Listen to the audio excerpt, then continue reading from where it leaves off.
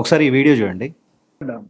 In order to There is a show the duty. actual picture, There is a duty also. No, please don't tell the court that this is all a person requires. 6,16,300 per month.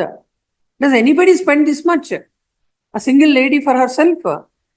Oh, if she wants to spend, let her earn. Not on the husband. Please tell your client. What is this? You have no other responsibility of the family. You don't have to take care of the children. You want for yourself. You say, I want 6,16,000. That's not the purport of Section 24. కర్ణాటకలో divorce case ఒకటి వచ్చింది.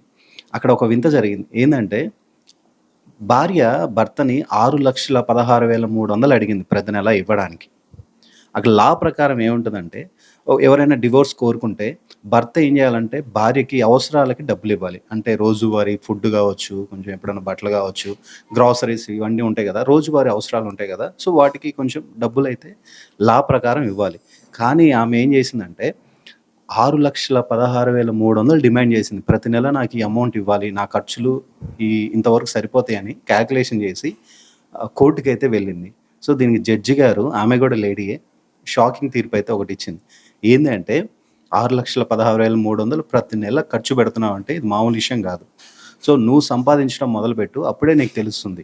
ఒక్క రూపాయి కూడా భర్త ఇవ్వడానికి వీల్లేదని తీర్పు అయితే ఇచ్చింది. అసలు ఆమె 6,16,300 ఎందుకు అడిగిందంటే ఒక 50,000 ఏమో ఆమె తినటానికంట, ఒక మిగతావి ఆమె మేకప్లు కానీ అండ్ డ్రెస్సెస్ కానీ ఇలాంటి వాటికంటే చాలా, అంటే కొన్ని క్యాల్కులేషన్ చేసి జడ్జి గారి ముందైతే పెట్టింది. మరీ 6,16,300 అంటే షాకింగ్గా ఉంది. అంత వాడతారా నెలవారీ ఆడవాళ్ళు? సో ఆమె సంపాదించడం మొదలు పెడితే ఆమెకి తెలుస్తుంది. సో ఇదైతే జడ్జి గారు మంచి తీర్పు అయితే ఇచ్చారు. సో దీనికి చాలా హ్యాపీ అనమాట. అంత అమౌంట్ ఖర్చు చేస్తుందంటే వాళ్ళకి ఎంత అమౌంట్ ఉండాలి? హస్బెండ్‌కి అసలు కొన్ని కోట్ల వేల కోట్లు ఉండాలి.